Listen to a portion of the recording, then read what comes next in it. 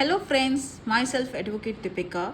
So today we will learn about acceptance under section 2B of Indian Contract Act. हमने पिछली videos में पढ़ा था कि offer plus acceptance equals to promise, promise plus consideration equals to agreement and agreement plus enforceability by law equals to contract. So ये सब मिलके एक कॉन्ट्रैक्ट बनाते हैं. आप मेरी पिछली वीडियोस में जा सकते हो. आज हम एक्सेप्टेंस करेंगे. When the person to whom the proposal has been made signifies his assent thereto, the offer is said to be accepted. Thus, the proposal when accepted becomes a promise. Next is essentials of a valid acceptance.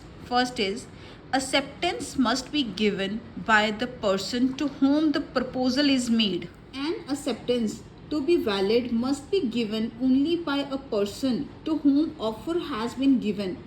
In other words, acceptance must move from the offeree and no one else. Second is acceptance can be given only when the acceptor has the knowledge of the offer. इसका मतलब है कि acceptance therefore cannot be given without the knowledge of an offer. Third is the acceptance must be absolute and unconditional. It is another important essential element of a valid acceptance. A valid contract arises only if the acceptance is absolute and unconditional. It means that the acceptance should be in total and without any condition. Thus, an acceptance with a variation is no acceptance. It is simply a counter offer. A counter offer puts an end to the original offer, and it cannot be revived by subsequent acceptance. So, the acceptance must be absolute and unconditional. Next is the acceptance must be given within the time prescribed or within a reasonable time. Sometimes the time limit is fixed within which an acceptance is to be given. Such cases, the acceptance must be given within the fixed time limit. In case no time is prescribed, the acceptance should be given within a reasonable time. The term reasonable time depends upon the facts and circumstances of each case. Next is the acceptance must be given before the lapse of offer. A valid contract can arise only when the acceptance is given before the offer has elapsed or withdrawal. An acceptance which is made after the withdrawal of an offer is invalid and does not create any legal relationship. Next is the acceptance must be communicated. It is an important and essential element of a valid acceptance. According to this, the consent to the offer should be signified. In other words, the acceptance is completed only when it has been communicated to the offerer. It may be noted that until the acceptance is communicated, it does not create any legal relationship. Next is the acceptance must be communicated to the offerer himself.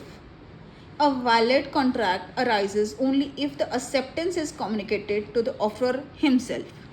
Next is the acceptance must be in the prescribed manner. It is the legal rule of the acceptance that it must be accepted in the prescribed manner. If the offer is not accepted in the prescribed manner, then the offerer may reject the acceptance within the reasonable time. It may, however, be noted that if the offerer does not reject the acceptance within the reasonable time, then it becomes bound the acceptance.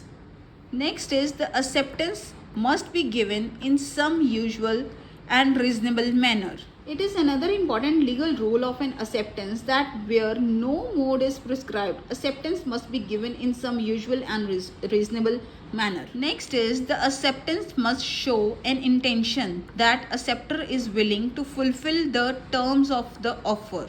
A valid contract can arise only when the acceptance is given with the intention of fulfilling the terms of the contract. An acceptance which is made jokingly and without any intention of entering into a contract is invalid and does not create any legal relationship. Next is the acceptance may be expressed or implied. An acceptance which is expressed by words written or spoken is called an express acceptance. And the last is the acceptance cannot be presumed from silence. Sometimes the acceptor does not convey his decision to the offer and it keeps silent. In such a case, his silence does not amount to acceptance. Similarly, the offerer does not have the legal right to say that if no answer is received within a certain time, the offer shall be deemed to have been accepted. So we have completed acceptance and main essentials of a valid acceptance. I hope you understand. In the next lecture, we will discuss about difference between offer and invitation to an offer. So thank you.